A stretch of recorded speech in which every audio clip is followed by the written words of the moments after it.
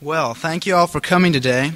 Our speaker today is nationally recognized as one of the country's leading economists and a major shaper of Reaganomics, the controversial economic program under which our country is presently operating. Dr. Laffer is a Charles B. Thornton Professor of Economics at USC. He's a member of the Los Angeles Times Board of Economists. He was last year's West Coast Father of the Year, and he has 6 kids that credit him for that honor. He's also a member of Reagan's Economic Policy Advisory Board and meets with the President regularly. His favorite topic is taxation and how the government can help maximize marketplace profits by lowering taxation in the form of a flat tax rate. Dr. Laffer's education, he got a BA at Yale, an MBA at Stanford, a PhD at Stanford. He taught at the University of Chicago. He taught at USC, where he was a Charles B. Thornton Professor of Economics, and he's currently teaching at Pepperdine, as well as chairman of the board of his own corporation, A.B. Laffer Associates. He's also a prospective candidate for the 1986 Senate seat, which is currently held by Senator Cranston. Dr. Laffer will speak for about 25 minutes, after which he'll answer your questions. There are microphones on either side of the auditorium. Please use them to ask your questions. Now please join me in giving a warm welcome to Dr. Arthur Laffer.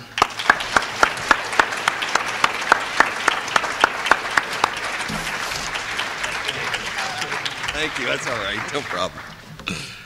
Thank you very much, Dave. It's a real pleasure being here, and it's sort of fun, especially fun being introduced by someone like Dave, who's normal-sized. You don't have to change microphone heights or anything like that. One of the real pleasures for years of being at the University of Chicago was being able to raise the microphone if Milton was there. But it's I want to make sure, did Dave make it clear that I was a former professor at USC? I did see the light. You know, from what I understand, you people had a blackout last Tuesday. Was that correct? Something like that? From 3:15 on? I think you're awfully lucky. Most universities have an intellectual blackout all year long, but it is a pleasure being here, and I'd like to talk a little bit about taxes and economics and what's going on. But let me, if I can, just seeing the group of you here and being at UCLA once again is it's a little bit reminiscent of a conference I was at about 2 years ago. Any of you know Bundaberg, Australia?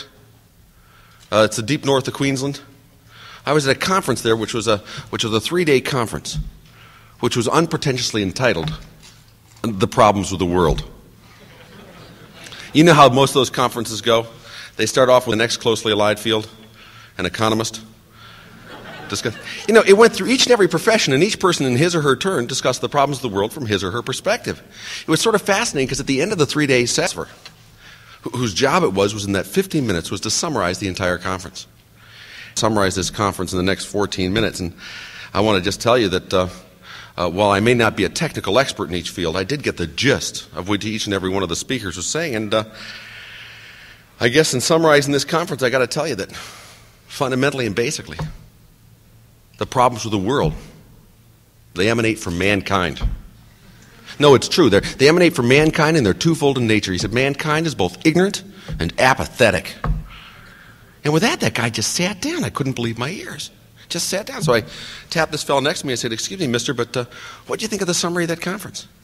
This guy looked up at me bleary-eyed and he said, "I don't know, mister. I don't give a damn."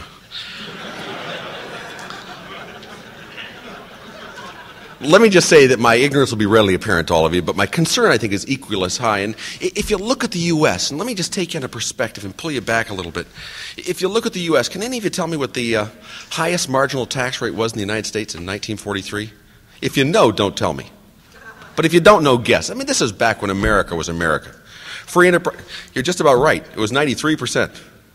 I mean, 93% back in 1943. And to think of it, Teddy Kennedy wasn't even a senator back then.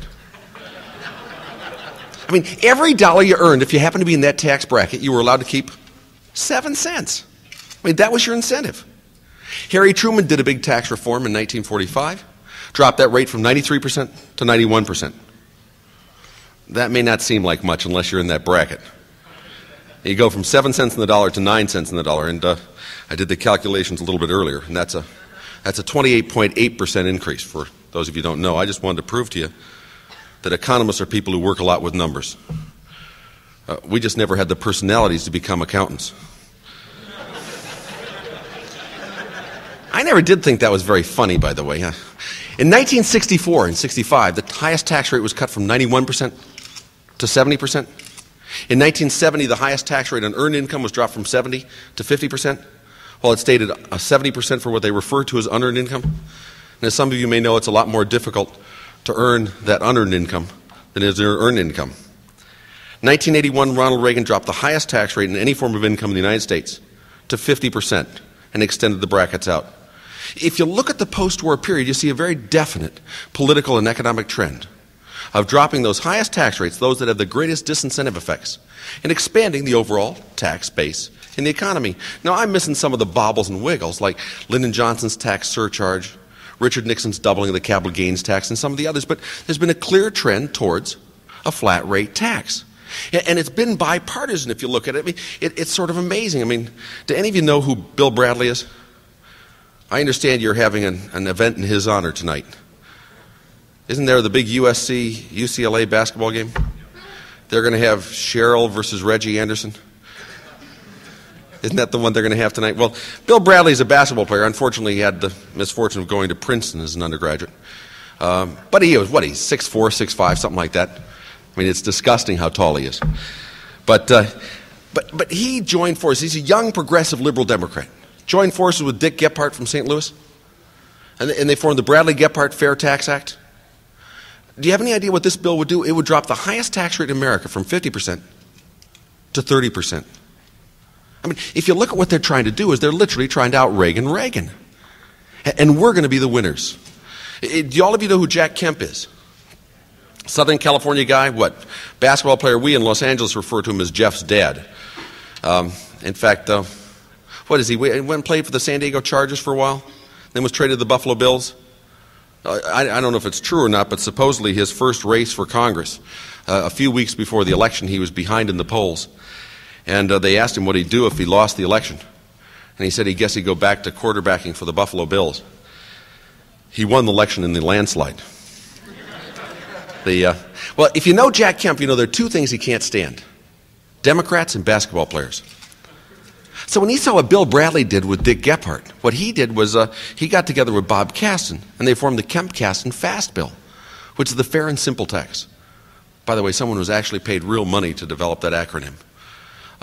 Their bill would cut the highest tax rate in America from 50% to 25%. I mean, can you imagine a society where both the Democrats and the Republicans are trying to cut your taxes? I mean, is it not literally incredible? And that the president agrees with them? I mean, it is an absolute phenomenon today. You're seeing today a very strong move towards a flat tax, a flatter tax bill. It's the middle of a trend. It started off with Steiger-Hansen and cutting capital gains, then the across-the-board tax rate reductions. Now the next step is the flatter tax bill. It will move ultimately to get a rational tax code, but I think you're going to see something passed this year. I mean, when you look at all the bills, each one of the bills is better than our current tax codes, and far better. It's not that they don't have problems. They have a lot of problems. But they're all three better than our current tax codes, and they bode very well for the rest of the U.S. economy. I guess the three major problems I think the tax bills have, and let me go through them with you for a second. I think the one feature that's common to all three that's really bad is they all three treat capital gains as if it were ordinary income. And that's totally incorrect. Capital gains is not ordinary income and should not be taxed at all. In fact, if you look at capital gains reflects the appreciation of the value of an asset based upon that asset's after-tax rate of return. Now, you have a choice of taxing an asset's returns or taxing the asset's value, but you can't tax both. That's double taxation. The appreciation, the existence of the asset already incorporates the taxes on the earnings for that asset into the future. And capital gains should not be taxed at all, literally not at all. When you look at it, it has very little, if any, revenue effect on the overall bills. Another feature I think is a mistake for all three of the bills is that they all three lengthen depreciation schedules for plant and equipment expenditures. My mind is they shouldn't lengthen them, they should shorten them. They should move to shortening the depreciation schedules, not lengthening them. Let me give you an example. Let's imagine I have a company that has an employee, and I want to increase the earning power of that employee, and I have a choice of either buying a machine for that employee or sending that employee to a school for education. Let's imagine I send that employee to get his or her MBA at a great institution, let's say Pepperdine. Now, come on. It's more expensive, at least. You'll have to admit that. But if I did that, if I sent this employee to Pepperdine to increase the educational skills, to increase the earning power of that employee, question, how do I get to treat those educational expenses? For tax purposes, I as a firm get to write those expenses literally off. If, however, I buy a machine that will increase that employee's earning power by the exact same amount, I have to depreciate that machine over a number of years. You should treat physical capital and human capital symmetrically. My view is you should expense capital purchases literally in your tax codes, and you can devise a tax code that will literally do that without much problem at all.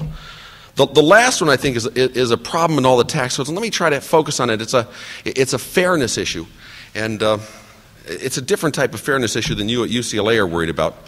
I can understand the fairness issue that you at UCLA would be worried about during last season's football game. I mean, how can you literally beat the team that won the Rose Bowl? It happened, but, if you look at the fairness issue here, most of these bills say that, let's take a Kemp Casson. If a family of 4 earns a total of $14,350 a year income, okay, that's their total earnings, can that family afford to pay taxes? Do they have literally enough income? Of course they can't. I mean, there's no way on earth. So what the bills try to do is they increase exemptions, personal exemptions, up to the point where $14,350 a year income pays no taxes, and then starting on $14,351, they start paying taxes for a family of 4. If you look at it, these exemptions clearly make it so they don't pay any taxes up to $14,350 a year. But it doesn't make much sense from the standpoint of equity and redistribution. I mean, let me ask you a question. What benefit are those exemptions to a family that has no income? Tax exemptions only work when you have income. What are the benefits of those tax exemptions to a family that makes $500,000 a year income? They get the full benefit of those exemptions. When you look at exemptions, exemptions are a very inefficient way of redistributing income. They have an enormous deadweight revenue loss with very little redistributive justice. My view is what you should do is you should get rid of those exemptions and lower the tax rates dramatically, setting some funds aside to aim and target for the truly needy. Exemptions don't redistribute income efficiently, and they cost enormous amounts of total revenue losses. To give you a flavor of how far you could go, and let me just give you an example. If we got rid of all federal taxes, except for punitive taxes, let's say fines for drug smugglers, things like that. If you got rid of the personal income tax, the corporate profits tax, all of your payroll taxes, both federal employer and federal employee payroll taxes. You got rid of the windfall profits tax. You got rid of the gift and estate taxes. You got rid of the Federal Reserve taxes on banks by not paying interest and reserves. If you got rid of all those taxes, in their stead you could collect as much revenue with 2 flat rate taxes. One, a flat rate tax on personal unadjusted gross income, and another tax on business value added, period. You know what the rate would be on those 2 taxes to collect the same amount of revenue, if not a little bit more? A rate of 11.5% would collect as much revenue as all federal taxes combined when put on value added and on personal unadjusted gross income. That's the direction I think we're heading. We're in a mid-step. Again, I think these bills, all 3 of them are major improvements in the tax codes. If you can look at, can I do one thing here with all of you today? Can we keep this one off the record? I've got one stock tip for you. And I don't want you to tell anyone else because I haven't done the purchase myself. But let me just say that there is one real neat investment. Do not go long H&R Block. When you see these bills pass, another thing, by the way, for all of you considering going into law school, don't worry about it. You're going to be fine. Instead of being a tax lawyer, you can do something equally as obnoxious, like divorce law. Accountants are going to be fine, too. Don't worry about accountants. I understand it's awfully difficult to produce honest information. They're fine. The only group that you know is going to have a real problem, and you know who they are. I mean, they're congressmen and senators. If you ever look at congressmen and senators, you see a group of people who invariably prefer complex error over simple truth. I mean, if you ever saw what those guys literally did for a living, you'd recognize their banality, and you'd throw them out of office. Now, can any of you imagine Alan Cranston with a real job?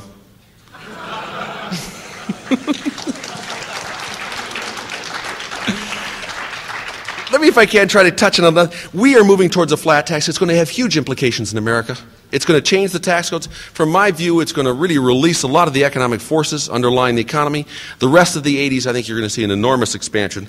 I think if you look at some of the other things, the issue of the deficit, and let me just talk about the deficit with you for a few minutes because it's not worth spending a lot more time on, I don't think. It's a fairly straightforward issue. The reason I think the deficit is so high in everyone's mind today and is considered as such a political and a sensitive and serious issue is because they're not worried about unemployment rates anymore. They're not worried about the prime interest rate anymore. Inflation's way down. The dollar, instead of being weak, is now strong. And what you've had is a hierarchy of going right down to looking at the deficit.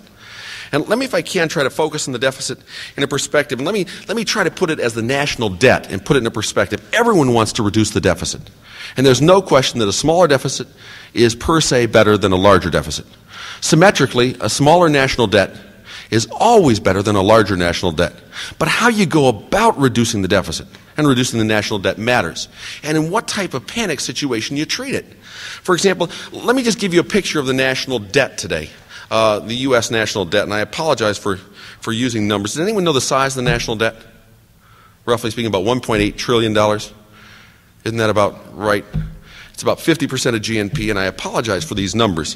One audience, I asked if anyone could personally comprehend the meaning of $1 billion. And I got such a good response of negatives that I asked that in several audiences until I got these negative responses until one time I gave a talk in Dallas. I asked the guy his name, he said, Bunka Hunt. No, but these are the type of numbers, by the way, that these are the type of numbers that Bill Safire, the New York Times, refers to as being MEGO numbers. He spells it M-E-G-O, which he claims stands for my eyes glaze over. But let me put it down into common terms. The national debt today is about 50% of GNP, a little bit less than that. I mean, imagine you know a person who's making about $40,000 a year, very stable, steady job, solid, steady job. If that person had total debt, including a home mortgage, of $20,000, is that person in a panic situation? No, clearly not. I mean, it's clearly a manageable situation. It's not that you don't want to reduce the deficit. You do. But there's no sense of panic today in the United States. If you look at the national debt relative to GNP compared to 1960, it's much lower today than it was in 1960. It's a much, much lower fraction than 1950 if you look at it compared to the developed countries. I mean, it's one of the smallest of the developed countries except for weirdo nations like Switzerland and stuff like that. I mean, the national debt is by no means a panic and doesn't require a panic solution. If we allow the economic growth and the lowering of interest rates through the expansion of the economy, frankly, that will bring the deficit down. I mean, talking about the deficit and seeing the situation today is awfully reminiscent to me of when I graduated from college back in long ago and far away. My commencement address was given by a guy named Jack Kennedy, the President of the United States back then. And he was in very much the situation that the President is in today. You know, they were all hounding on him to raise taxes and to literally cut defense spending. And Jack Kennedy came and gave our commencement address, which later became known as his myth speech. And let me just put it in a context, because he said that in America, the real problem with America never rests with lies. Because everyone can see a lie for just what it is. It's a lie. And public policy officials never fall victim to lies. He said, the real problem in America rests with myths. Those things that have a kernel of truth in them, but in a very deceptive and dissembling fashion, mislead public policy officials into accepting false options. And the example of the myth Kennedy gave in that speech in '62 was the myth that you can balance budgets by raising taxes. In fact, he said just the reverse is true. He said that the real problem in America rests with high interest rates, high inflation, and high unemployment rates. Let me give you an example in today's. If the national debt today is about $1.8 trillion, tell me what happens with every 1% increase in the average interest rate on the national debt? What happens to total government spending? Do the calculation. It comes out $18 billion higher. If we could reduce interest rates in the United States by 5 percentage points, that alone would reduce government spending by $90 billion a year. If you went back to the average interest rate term structure of the 1950s, that alone would reduce interest expense by about $120 billion a year. You know, the other one that Kennedy said, he said that unemployment is one of the biggest creators of deficits. Every time a guy's unemployed, the guy doesn't have any income. With no income, there's no tax liability, and the government loses revenues. The guy also is usually eligible for welfare, food stamps, unemployment compensation. Unemployment per se increases spending and reduces revenues. The estimates today are that for every 1% increase in our unemployment rate, that swells the federal budget deficit by about $35 billion. If we could lower our unemployment rate from 7+% to 4+%, that alone would reduce the deficit by about $100 billion a year. You know, what you come down to is the deficits of the United States today are caused primarily by high interest rates, high inflation, and high unemployment rates. Question, do you lower interest rates by raising taxes? Clearly not. Do you lower unemployment rates by raising taxes? Clearly not. I mean, when you look at the situation, what Kennedy argued, he said the best way to balance our budget is to lower taxes, expand the economy, and lower interest rates. I mean, when you look at it around the world, you can see it intuitively that high taxes don't solve the problem. I mean, ask yourself the question, what is the one country in Western Europe that has the lowest tax rates? It's a little landlocked country. Switzerland. What is the one country in Western Europe with a balanced budget? Switzerland. I mean, does Britain have high enough taxes for all of you? Do they have big enough deficits? I mean, what was the one city in the United States before Koch became its mayor that had the highest taxes, the most unemployment, the most poverty, the most despair, the biggest deficit? Compared that with Austin, Texas, low taxes, rapid growth. Look at Hong Kong, low taxes, rapid growth, flat tax, fiscal solvency. Bermuda and Jamaica, you can see the same thing there. Bermuda, I mean, no income tax, no sales tax. Do you know what the unemployment rate is in Bermuda? A little less than 1%, and a balanced budget. Jamaica has very high taxes, high unemployment, high inflation, a lot of poverty, and huge deficits. I mean, when you look around the world, the way I put it is my daughter understands what Tip O'Neill can't comprehend.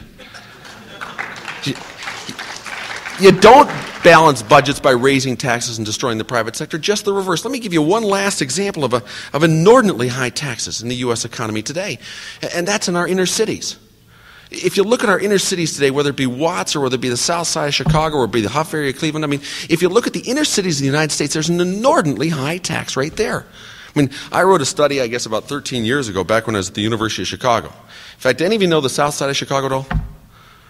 I did a little study. Well, I was taught at the University of Chicago for a number of years. I lived at 6800 South. It's in a place called South Shore. It's about 10 blocks by 10 blocks. A small neighborhood, maybe 400, 500,000 people. About 98% of whom are black.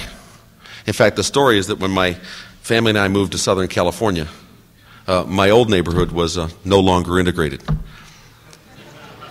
If you think we in the straight world pay high taxes, you can't believe the high taxes in the inner cities. Let me give you an example. Here in California, Los Angeles today, all right, take a family of 4, 2 adults, 2 children. Okay, the first thing, it's a hypothetical family of 4. We're going to assume that one of the adults, for whatever reason, disabled or unemployed or whatever, cannot work, but receives no unemployment benefits whatsoever. The other adult can or cannot work as he or she sees fit. But again, if that adult chooses not to work for whatever reason, there are no unemployment benefits. Because once you give me unemployment benefits, the case is mine, literally. Question, if that one adult who can work decides not to work, what is the maximum legally available social welfare benefits this family of 4 can acquire with 0 earnings? I went through and calculated the bonus value of food stamps, California rent subsidies, Medi-Cal, etc., and I got the total spending power for that family of 4 at 0 earnings. Then ask the second question. Let's imagine that one adult who can work decides to work and goes out and earns $100 gross per month. Okay? I took the $100 gross, I took out the employer's payroll tax, the employee's payroll tax, I took out any income taxes. Now at that level of income, there were no income taxes. And I got the net after-tax earnings. I then went back through and recalculated the maximum legally available social welfare benefits at that level of earnings. Now, as you know, the more the family makes, they lose eligibility for welfare and other programs in the system. They have needs tests, means tests, and incomes tests. So the more the family makes, the less they get. So not only does the family lose part of their income in taxes, but they also lose part of their spending power in the loss of social welfare benefits. I added the 2 up together, and I got total spending power for that family of 4 at $100 gross earnings per month. Are all of you with me on that, what I'm doing here? I did it $100, $200, $300, $400, $500, on up to $1,300 a month. Okay, went from 0 to $1,300 a month. Guess, right here in Los Angeles today, guess what happens to that family's spending power going from 0 earnings a month to $1,300 a month? It literally goes down. I mean, it goes down by $47. That corresponds to an average tax on inner city dwellers of only 104%. How much would you guys work at for 104% tax rates? I mean, if every time we went to the office, instead of getting a check, you got a bill. I mean, that's what's happening. Is it any wonder why inner city unemployment rates are so high? Why they've increased so much? Why black participation rates and Chicano participation rates have fallen so sharply over the last 8 or 10, 12 years? Why the mean earnings of fully employed black males have not risen much relative to the mean earnings of fully employed white males? At just that time, these programs have increased 8, 10, 12, 15-fold. I mean, when you look at it, there's an enormous tax in our inner cities.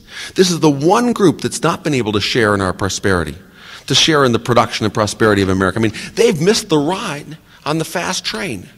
Now, what I tried to propose several years ago was the notion of enterprise zones.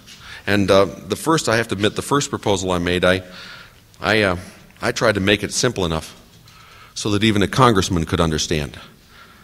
That's pretty simple. That's wide margins, double space, monosyllabic words. I mean, you're going through a real simple process here. I mean, let me give you the proposal here, because what you want to do is get an economic program that's economically efficient and simultaneously considers the morality and the open heart of what a program is really trying to do, is make sure that those who can't get jobs do have a standard of living that's not so abysmal, but yet doesn't destroy the incentives in the marketplace.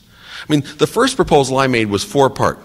Number one, any firm that's located in the enterprise zone, that plant that's located in the enterprise zone pays a max tax of 10% from the profits from that plant, down from 46%. Number two, any firm that's located in the enterprise zone that employs a person whose principal residence is also the enterprise zone, no payroll tax, either employer or employee, up to $15,000 a year earnings. By the way, if you think you're going to lose any revenues, you're not. There's no one working down there anyway. Number three, for all participants in the enterprise zone, you get rid of the teenage minimum wage. I mean, these kids don't go back east to prep schools. They don't go to Ivy League colleges. They don't get their MBAs at UCLA. I mean, they get the requisite skills to earn above the minimum wage by on-the-job training. You know, when they're 16, they're not worth that first amount. So because of the minimum wage, they never get that first job. After being unemployed for a couple of years, they become unemployable. After being unemployable for a couple of years, they become hostile. And then you have to spend a fortune protecting yourself from them. I mean, you got to get rid of that teenage minimum wage to allow that on-the-job training and to develop the skills. The last one I put in this proposal was I took out of the conservation movement, which I thought was rather ironic to use an inner-city impact statement. That for all funds directed towards the inner city, you have a mandated requirement of a thorough review of building codes, regulations, restrictions, and requirements to make sure that they're not anti-economic development. When you look at what's happening today, again, those proposals won't solve the problem, but they will start towards a solution. They should be part of an overall solution to the problem. This bill, enterprise zones, which by the way has gotten changed dramatically. I think my first proposal was 4 pages long. I think it's now 387 pages long, single space, pica print, wide, margins there. In fact, now they've used income tax credits and all sorts. I mean, it takes a PhD once again to almost read the bill. And even then, I'm not sure you understand it. But if you look at it, it's the first attempt to try to really come at some solution towards the inner cities. This bill currently is being blocked by the House Ways and Means Committee, headed by Dan Rostenkowski. But there's a major chance, an attempt here, again, at doing tax reform on one area that really has missed the prosperity that we so desperately need. I could go on and look at a lot of other things, but frankly, when you look at the changes coming, you look at the politics, the shared politics of both Republicans and Democrats, you see an enormous change coming in America. It's coming in monetary policy, in state and local policies, it's in federal fiscal policies. And let me, if I can, just to end before questions, but were any of you with the president that night at the Century Plaza? I happened to be there with him that night, and 85,000 of his closest friends. No, I was only 403 deep. I could almost see him if I stood up on my toes and wiggled my head. No, but you remember that night when he said, and I think it's true, he said, "Ladies and gentlemen, the best is yet to come." Thank you very much.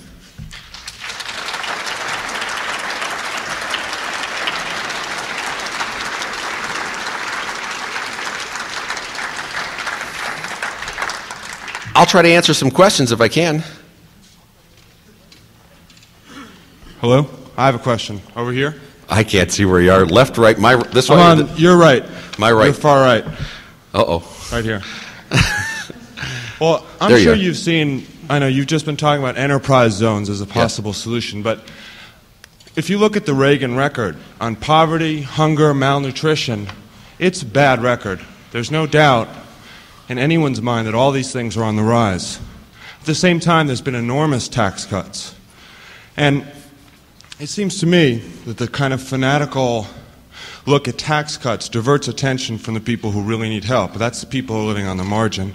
And I think, furthermore, that putting the whole political debate in those terms breeds an ethic of selfishness, which in turn makes us turn our back on those people. I want to know, what is it that tax cuts are supposed to do for these people? And do you really believe that cutting rates is going to make such a difference there? I mean, what's your solution for those people? Yeah, I literally do. I mean, I'm sorry that you see tax cuts, which I think are very good, diverting attention from other needed programs, because I don't think there's any reason for that being true. Look at the budget deficit, though. I mean, no, I don't think the budget deficit has anything to do with your taxes, frankly. If you look at the revenue estimates on the budget deficit, revenues are up way above what they estimated they would be in the beginning of 1983. I mean, there's no question you had a huge increase in revenues there. I think $15 billion above their estimates. That's in 1983 dollars. The thing that's way off, of course, as you know, is spending. And spending is way, way above what they estimated, and that's why the deficits are larger. But I don't want to belabor that point. The tax cuts, and I'll just go back to the Kennedy administration tax cuts of the 60s. I mean, when Kennedy said, and I think it's true, he said the best form of welfare is still a good, high-paying job. And there is nothing that's less humane, that's less considerate, than destroying the production base from whence all beneficence ultimately flows. Now, when you look at the Reagan record, and let me, if I can, the biggest mistake I think the Reagan administration made was delaying our tax cuts. I mean, as you know, there's nothing sillier than delaying tax cuts except maybe delaying price cuts. I mean, who shops at a store a week before that store has its big discount sale? I mean, if you look at it, by delaying tax cuts, if you know that next year's tax rates are going to be a lot lower than this year's tax rates, what are you going to do? When you're going to postpone income realization and production out of this year into next year, and that caused the deep recession depression of 81, 82. That was the major mistake and the compromise I think the Reagan administration made with Congress, was causing that downturn by delaying our tax cuts. But I think the tax cuts really provide the long-run answer to the type of poverty despair you're referring to. I don't think there's any reason why an administration shouldn't use its budget in a very correct fashion to alleviate poverty in the short run with programs that are needed literally for the poor, the destitute, etc. And you may find that in one of my articles in the Cato Journal that I literally was arguing against the administration's policies of changing the needs test, means test, and requirements test there for receipt of these programs. And I think you're right that they made a mistake on those programs. It's still true, however, though, that tax cuts, we've had enormous tax cuts, yet we've had all these things on the rise. Yeah, but the problem, I think, really is, the problem is Dan Rostenkowski has blocked enterprise zones, which was the Reagan second hand of that program. And the president's pushed the enterprise zones very hard. And again, you're never going to get a piece of legislation that's perfect, but you want both to go. I think is the way you want it, and the one was blocked and the other one wasn't. Okay, I think it's a leap of faith, but I'll stop there. Okay, well, there's the faith. Go ahead. Another question? How do you feel about complete laissez-faire? How do I feel about complete laissez-faire? I guess I think there's a lot of natural roles for government in the economy, and I'm not in favor of complete, total laissez-faire. I would not put myself in a full libertarian position by any means. I think there are a lot of natural roles for government. And one of the things is the collective will of the people, I think, is really, I'm much more advocate of democracy than I would be some system. If the people deem it's necessary through a collective will to do something, I would grant them the right. What about a tyranny of the majority where you have tax rates raised and raised and raised, and you destroy any productive base that there is, and you completely gut an economy? Yeah, I think you're right, but I don't think people would vote on those lines. In fact, I think if anything, the real problem with tax rates is the lack of democracy, the lack of a majority, not the existence of a majority. I mean, look at what happened here in California with Proposition 13. Could we get that through the governor? Could we get that through the legislature? No, but could we get that through the tyranny of the majority? You're darn right we could. I mean, we lowered our unemployment rate from 2% above the national average to about even with the national average because we did our tax cuts here in California, and we got rid of the business inventory tax, we got rid of our inheritance tax, all by referendum. I mean, the real power is the majority. And that's where I think the tyrannies are stopped. To me, democracy is the key. And tyrannies are the problem. What about the differing goals of what people may want in programs that they set up and opposing goals that those who administer the programs may have? That those who what? In other words, that someone administrating a poverty program would have an interest in maintaining poverty. Someone administrating military spending would have an interest in having more. Yeah, well, that's why I think it's really imperative that we keep the majority on top of the administrators. I mean, in my view, if I could do one constitutional amendment in this country, and I'm not in favor of amending constitutions, if I could do one constitutional amendment, I'd put in a national referendum to once again allow us to go over the heads of our government, of the representatives, and literally change the laws directly like we can here in California. Yeah. Mr. Laffer, isn't it true that you and other economists misled the public with this $750 billion tax cut that went primarily to the rich and to the middle class, and that now, when you come back espousing the enterprise zones, how do you think that the enterprise zone can cover 430 years of racism? And don't you think that the real core problem of America is a redistribution of wealth, i.e. 2% of the population of the United States controls 60% of the wealth? And if you take that in terms of the tax break, the $750 billion tax cuts that went to the rich, who immediately took their monies and invested it in the regimes like South Africa, that is a good reason why the budget deficit went up. Yeah. Let me, if I can, try to respond in 1, 2, 3, or 4. No, I don't think I misled people on that. In fact, just the reverse. I think the economic growth is proof in the pudding that, in fact, the growth is there and it followed it very well. Number 2, with regard to enterprise zones and solving racism, enterprise zones won't solve racism. But I think they will make a step in that direction. And frankly, I think they're a very positive, very good step in that direction. With regard to your tax on the rich, if you, honest to God, believe that the current tax codes are paid by the rich, you got to have a course in practicality. It's not, you know who avoids and evades and otherwise doesn't pay taxes? I mean, you know very well that our current tax codes is not a tax on the rich. It's a tax on getting rich. Why not attack the rich? People, you talk more about welfare than you did about where the wealth is really located. Because I don't think the problem is people getting rich. I think the problem is people staying poor. And frankly, when I look at a lot of these people and a lot of these proposals, these people love the poor so much that they try to make everyone poor. Our view is to try to give everyone an opportunity to become rich. And that's the dream, and that's the dream of America. And by the way, that's the dream of the inner cities. I mean, that's the dream of all these things, that what you want to do is reinstill those incentives in the inner cities so that people can become rich and they can come out of there with prosperity, not through a welfare program system that holds them down and then through some sense of misdirected morality claims that they're doing the nice thing after destroying their jobs, then they hand them a handout. That's not the way to do it. You keep the handouts there while people need it. But then you tear down those barriers and let for a chance for these people to come join our mainstream, become part of America's prosperity. And that, to me, is the only solution. I mean, frankly, to really the long-run solution to racism is to eliminate economic distinctions through opportunity.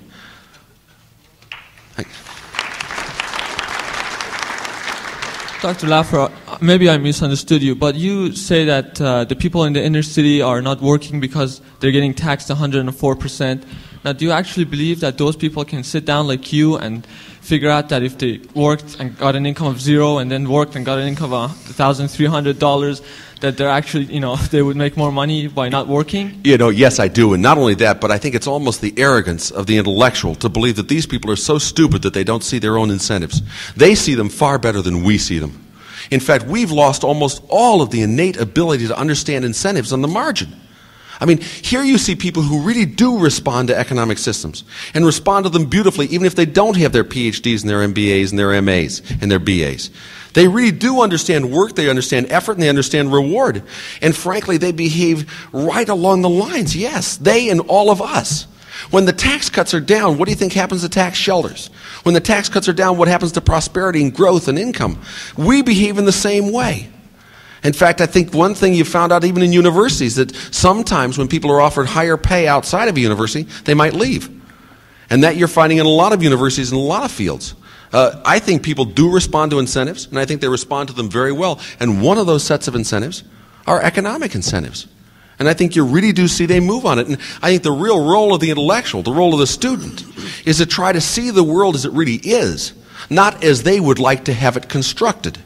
In other words, what we have to do is work with the earth as it currently exists, and not imagine it's created in some image we have of what would be right. And then we try to operate within those incentives to create the prosperity and the dreams that we all want.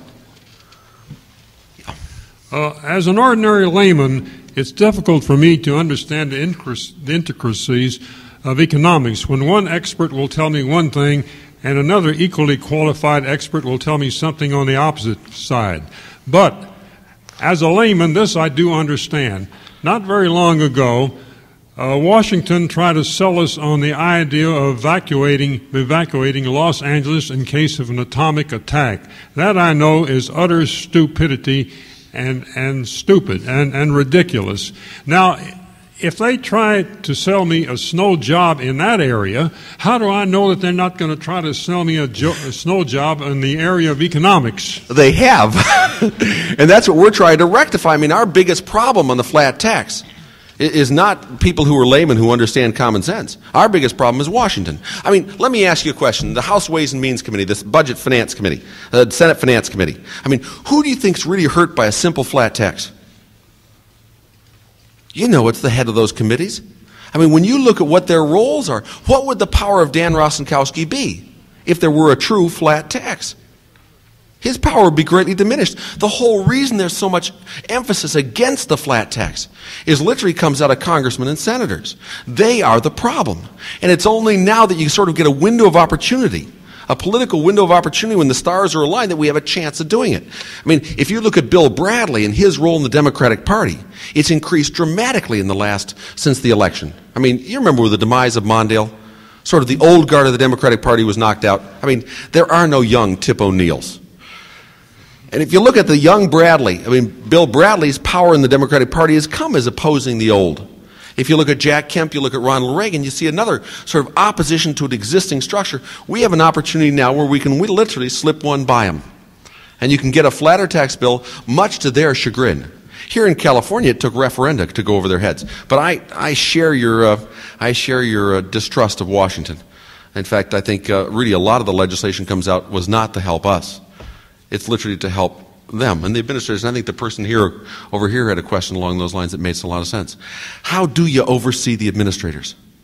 How do you literally make sure that they don't pull the wool over our eyes? And that's through the democratic process. And frankly, with all of you and anyone else, I mean, people deserve the governments they get. And if you don't go out and change it, it's not going to be changed, and you bear the consequences of that action. Yeah. Yeah, I was curious as to what your opinion was on federal inheritance tax, because I think there's something wrong with the system that taxes a man all his life, and then whatever he's managed to save from those taxes, he's taxed again after he dies. Yeah, the inheritance tax is absolutely obnoxious beyond belief.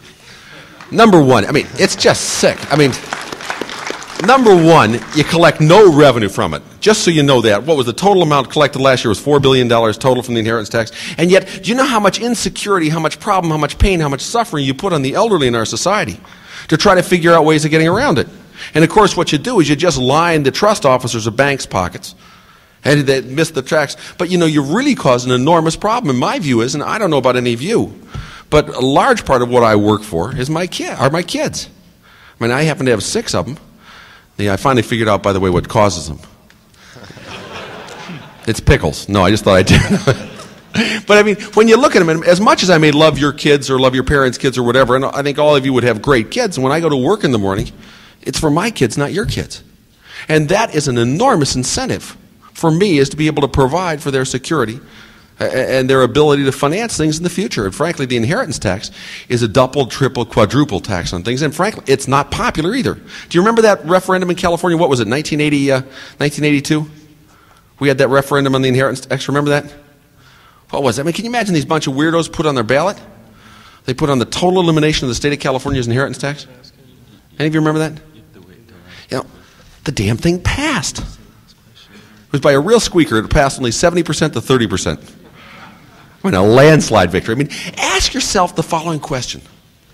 What is the political constituency of dead rich people? Yet they and their allies won the election and they won it in a landslide. I think it's not only people recognize the inheritance tax for just what it is. It's a sham that causes a lot of pain with almost no revenues. I'm going to go one last question and then I'm going to... Yeah, go ahead. Dave? Yeah, since we all have to eat, why can't the farmers charge enough so that they aren't losing money? The inherent problem in the farm industry, I think you know, is the inelastic demand curve. There's only so much product that can be sold, and frankly, when farmers really respond to tax incentives as they have, and increase their output, employment, and production and efficiency as dramatically as they have, what they meet is, of course, tumbling prices.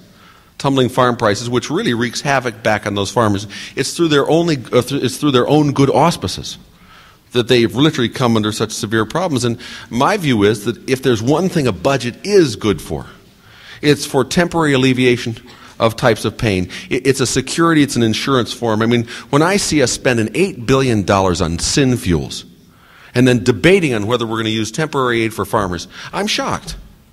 I mean, you sit there and you look at all these things. When I see us buying a toilet seat out of the Defense Department for $650, and I'm sure if I got in there I could negotiate it down to $530. I mean, it hammers at $450, we can get them down to $250 at least. I mean, when you see that type of stuff, you know, the purpose of a budget, what the function of a budget is to be as a temporary security, not a long run. You can't let farmers ultimately be devoid of market forces. But the whole function of a budget is to allow for short-run volatility, to allow that to be cushioned through government, through the central action. And you don't want to do these long-run programs that destroy efficiency, production, output, employment. I mean, take a look at the Export-Import Bank. How many years has it been there? What does it do? I mean, it subsidizes inefficient exports of products. It's just a pure bailout of companies there. I mean, these are the types of programs you got to go after. And you got to leave government to do what's rightfully government's to do. And unfortunately, the Congress today is not doing what it should be doing. It's not focusing. I mean, whenever you hear someone saying they want a 10% across-the-board cut, you know the guy hasn't thought about anything in years. I mean, the dumbest thing you can do as the administrator is to do a 10%. What you want to do is make those choices. What should we be spending on? What shouldn't we be spending on? And instead of doing it always to public interest framework, you should do it to really those private interest frameworks. You should do it for the public weal. You should do it for this. And a farm program that's a temporary program to alleviate sharp falls in prices and income drops is fine. As a long-run guaranteed subsidy to the agricultural sector, it's a disaster. You've got to let markets work there, but cushioning the shocks to those markets to allow the system to go. Thank you very much, by the way.